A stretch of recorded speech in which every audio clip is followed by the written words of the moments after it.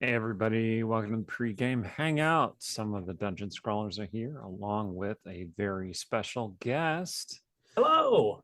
Hey, welcome back. Thanks See for you, having Jake. me. Yeah, it's so fun to be here. I'm really excited to be here. Yeah, we're gonna be doing some more more Aurora. It's gonna be That's fun. right. Looking Yeah, I'm forward to super it. stoked. I really enjoyed what we did last time. So I can't Yeah. wait to see what else you got cooking. Yeah, I'm excited to see it too. I think it'll be fun to run around a fair together and do the good old classic fair adventure, right? Where it's a little bit more open, but we'll see what happens. So, Yeah. A fair adventure, huh?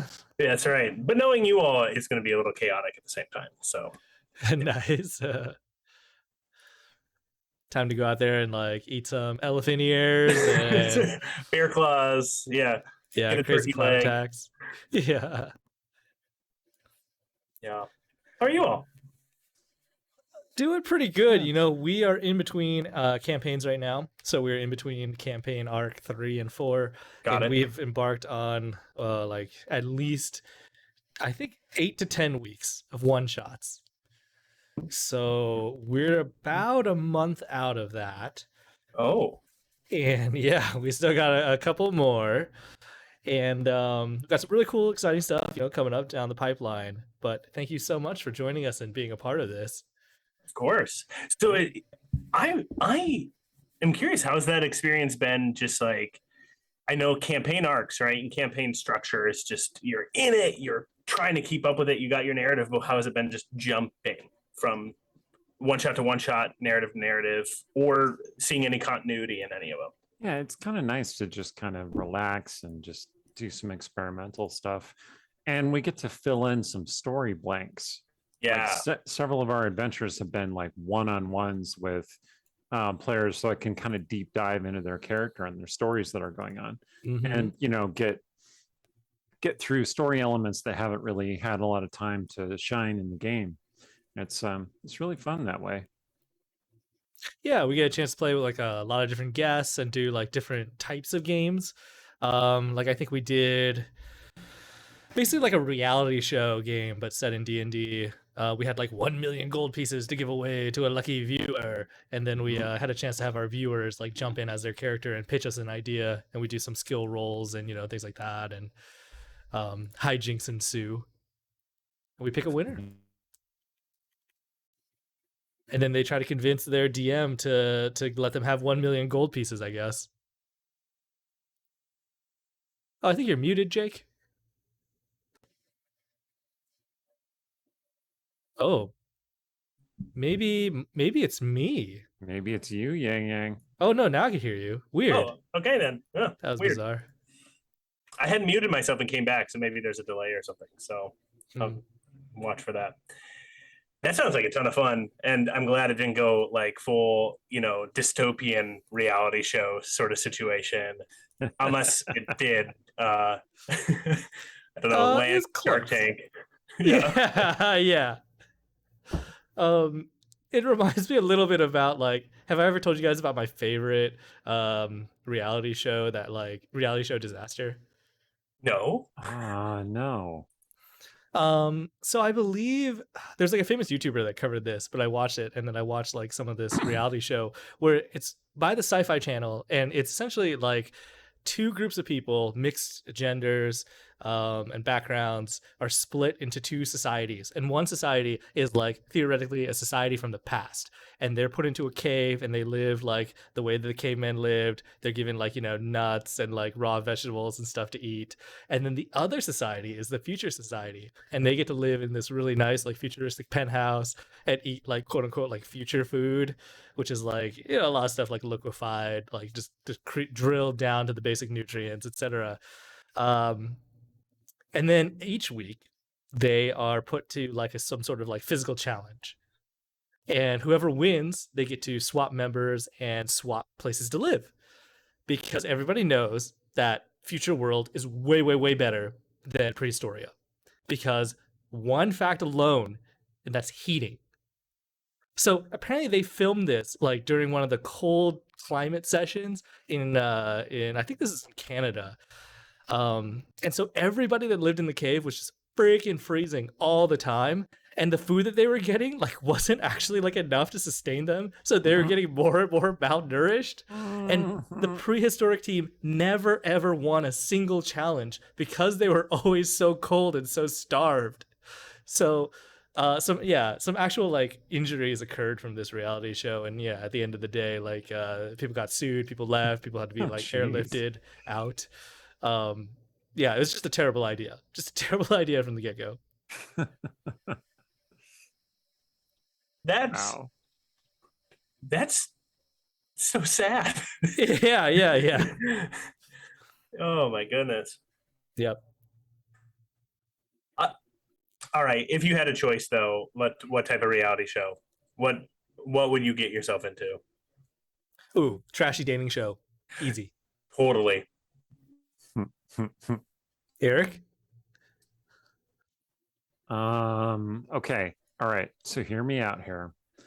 I think it would be really fun to go on one of those Love Island dating shows and just get everyone to play D&D the whole time.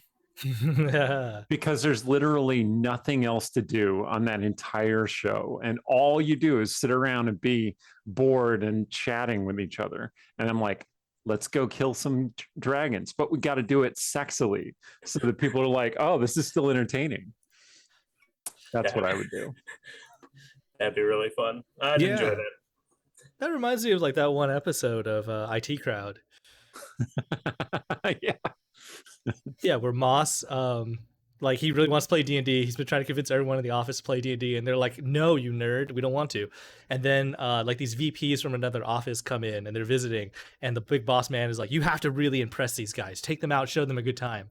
And at the end of the night, like Moss has them play D&D, and it starts off like they're like, "What the F is this? Like, where are the girls? Where are the cigars?" And then by the end of the episode, they are like all into it. And like one of the guys is role playing a female character who's like got like a long lost lover, and they're like crying in each other's arms, and it's beautiful. Yeah.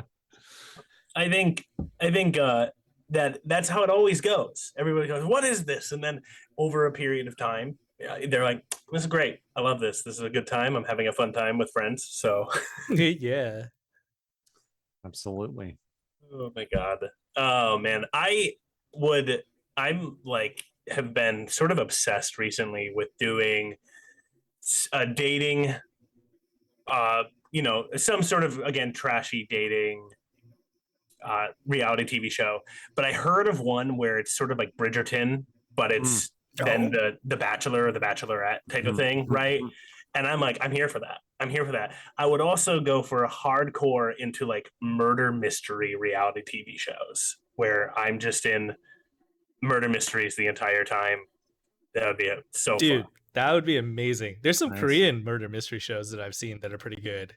Oh, Yeah, like basically like real people trying to solve a puzzle, and then they have like characters, like professional actors play like these little bit characters every week, and then they live in their mansion, and it's kind of like one really prolonged murder mystery dinner party.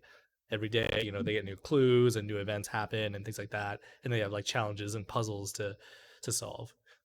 It was awesome.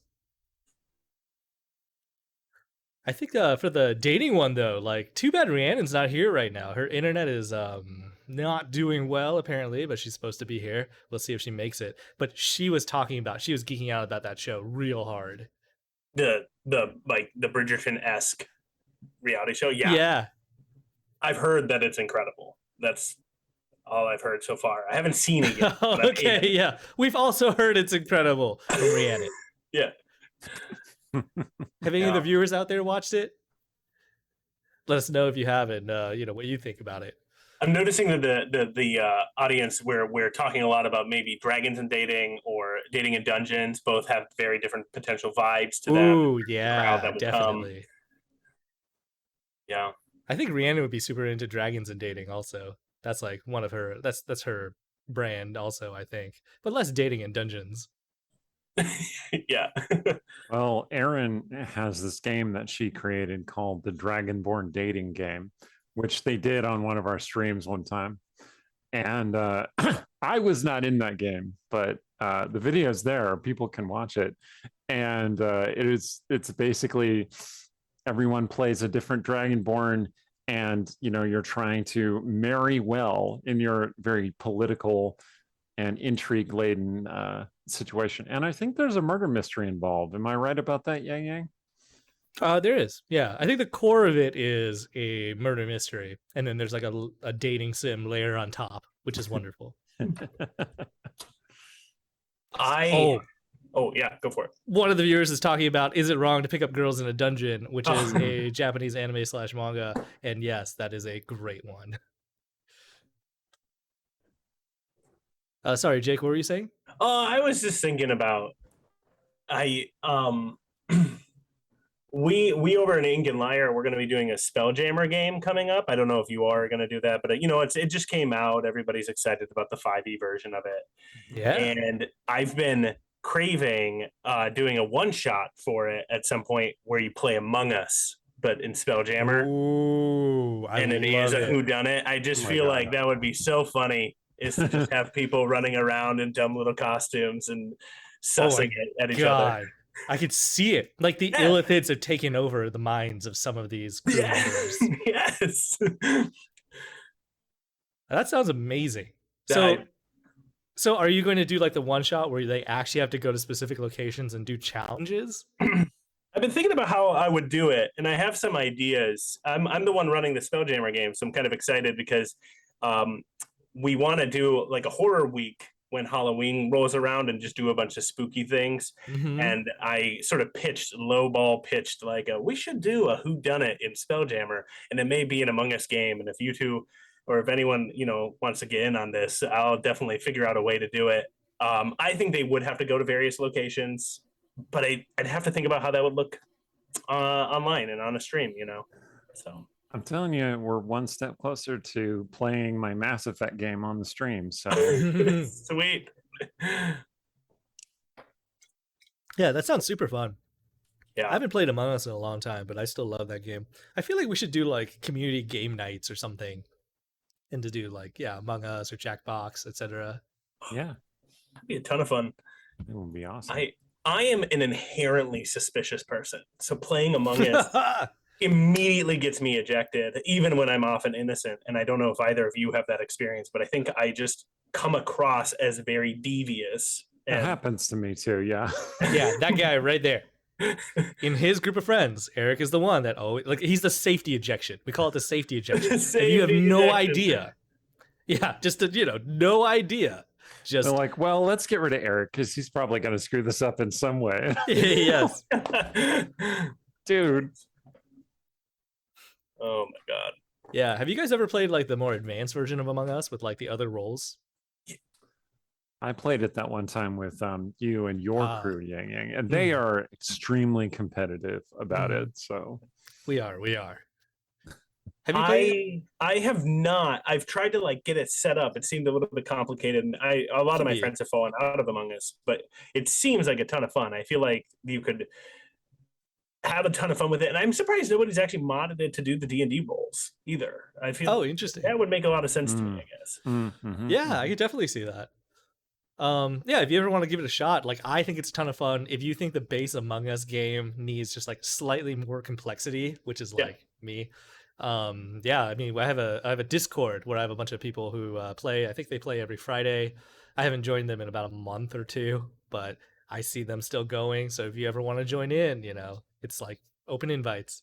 Yeah, Roger that. Okay, I mean, I'm ready to be sus. I'm ready to do it. So. There's one time in Among Us when I killed someone right in front of someone else, and then I immediately reported the body, and then I talked everyone into voting that person off. Yeah, those are my favorites.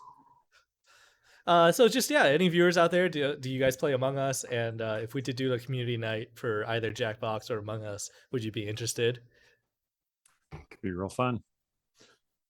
I am not like a salty loser. Like if people murder me and murder me good, he's really not. I love it. I cheer for you. I'm like, yes, you did it.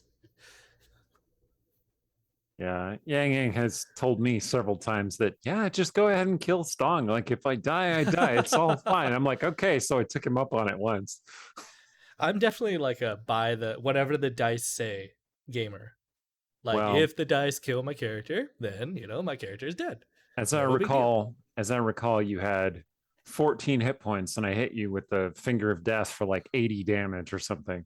Yep. You just died outright. God. Yep. But we were of a sufficient level to get resurrected. Once you get past a certain level, it's just so hard to kill a PC. Yeah, and then so at some point in time, once you're at a certain level, you can try. You can proactively try, and because of how difficult it is, it's sort of like, good try. If you got it, you got it. You don't, you don't. Right. Yeah. Nice try, man in the sky. I'm really nervous. This Spelljammer game for me will be at levels 8 through 15. And those Ooh. is this the start is at 8, end is around 15-ish. And so I'm like, that's high level. I'm nervous because that high level players just go crazy and they have so much in their toolkit. Yep. Yeah. I agree. Yeah, the last arc of our Westgate Regulars game, book 4, like they're 14th level, and I want to have you all be 15th level when we start the arc. So I'm good with that. And it's gonna go all the way to 20. So we're gonna see how it goes. I'm gonna throw ridiculous threats at you. Cool. Yeah, I'm down with that.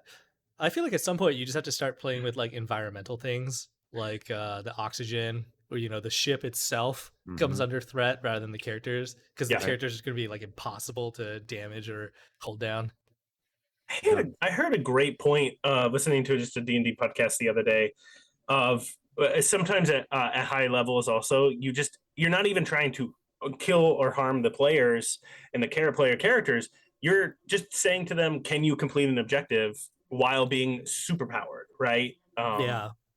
But totally. You're safe, but you just got to go and flip this lever, and that's the hardest part, You set them like genuine challenges, or you threaten things other than death. Yeah. Right. Like, I'm going to destroy your kingdom unless you resolve this issue. Right.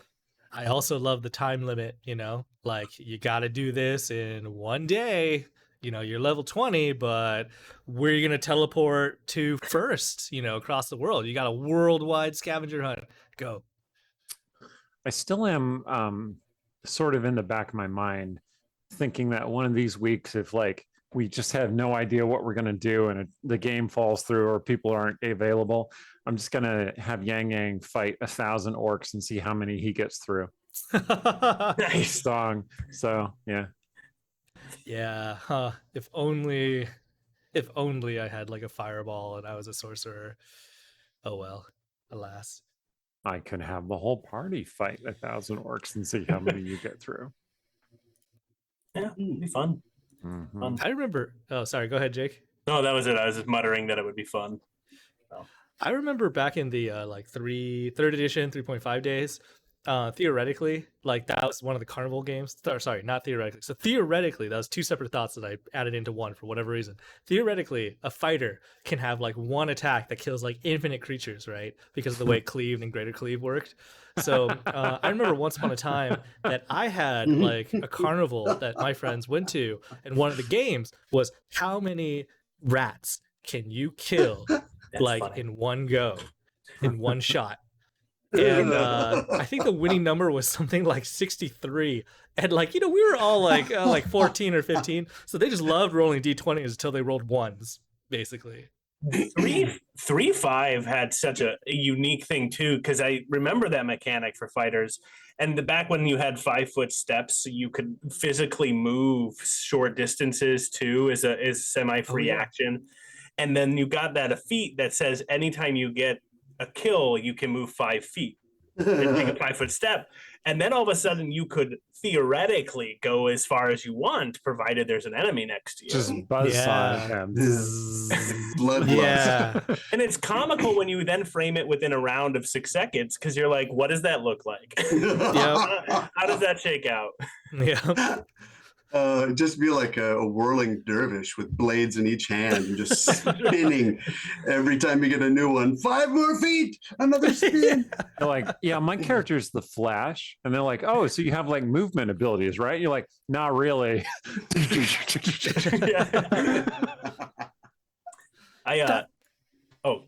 I was just gonna say that's the thing I love about third edition or 3.5. Like you could just build the wonkiest like Rube Goldberg machine of a character and have it do just the most like insane thing.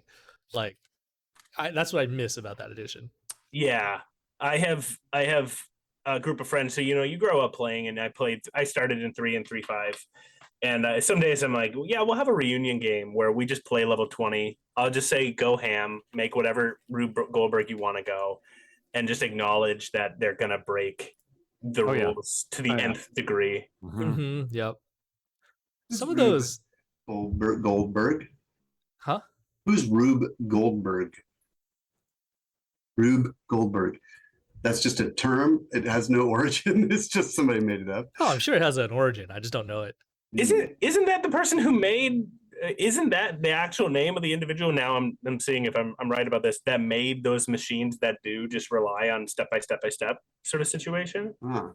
Am I wrong? Sort of like robots without a law of robotics, just reflexes.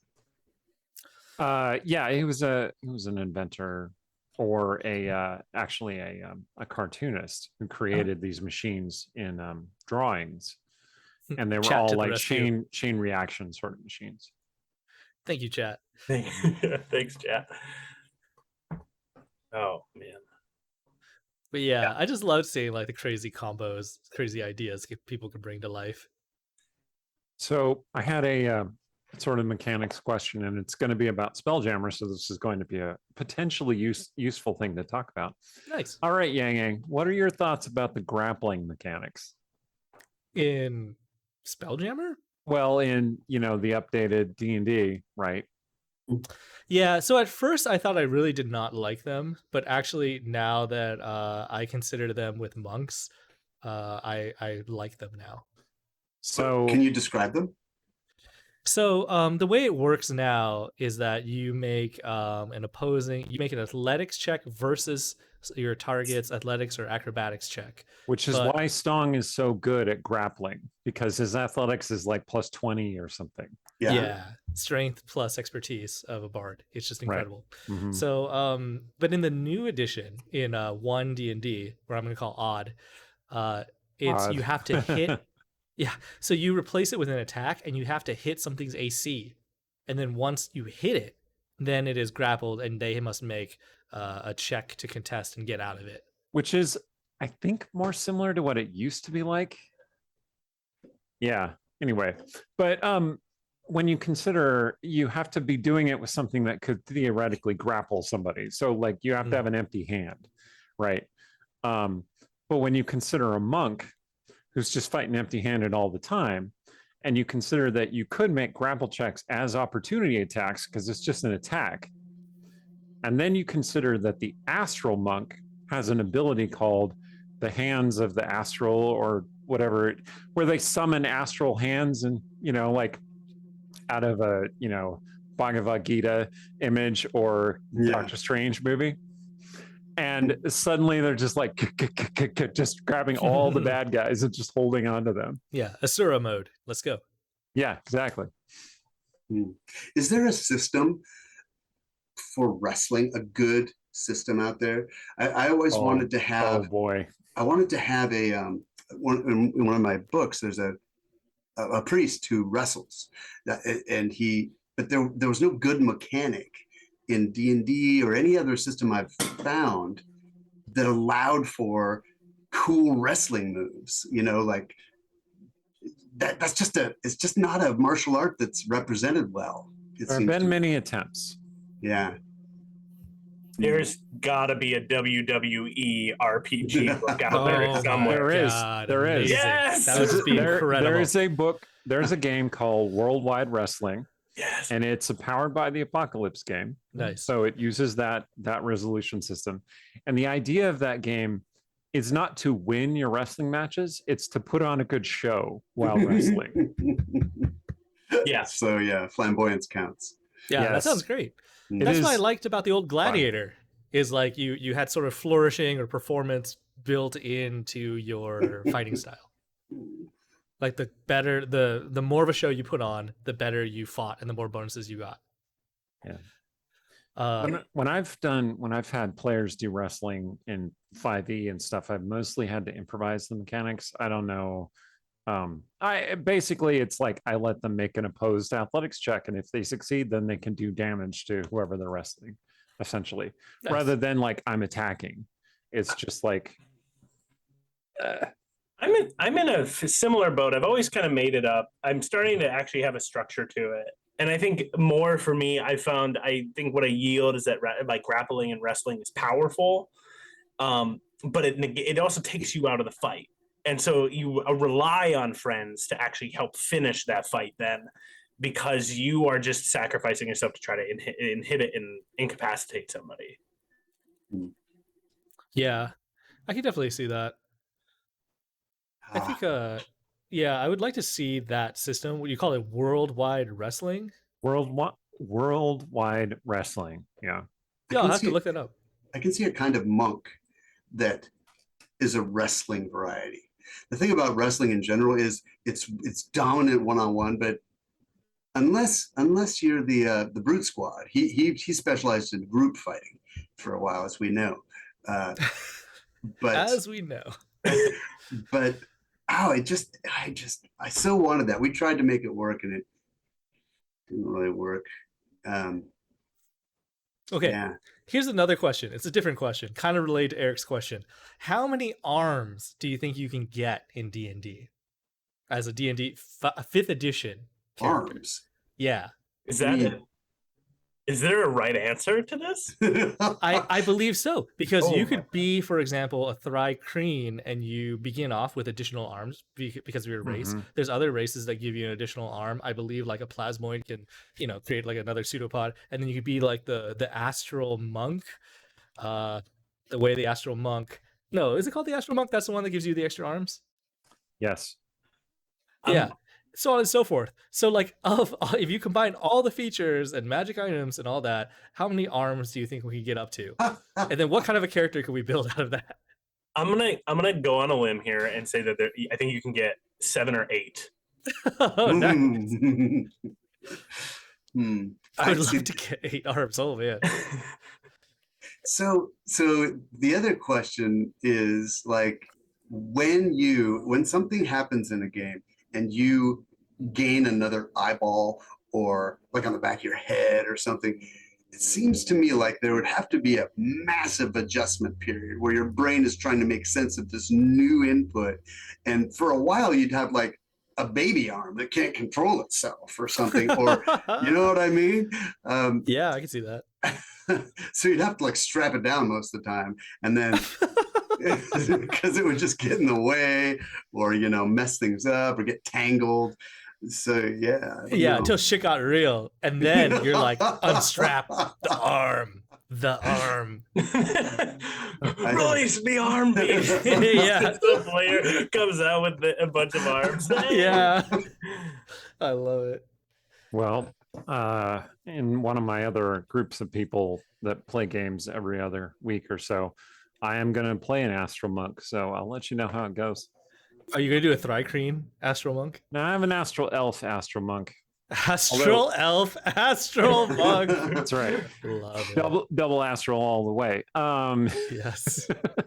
What does it mean? Anyway, Yeah. yeah. It's so beautiful. I at least one other person in the group wants to play a Thri-Kreen, and so I wanted to, let them be unique. So Nice. And I see this. You provided the link of the Worldwide Wrestling RPG. I Okay, did, yeah. It's in the- 6:29. So just for the sake of like a break, an edit break, and a little slight commercial break, we're gonna go, and then we'll be right back in about a minute. See ya soon. all right.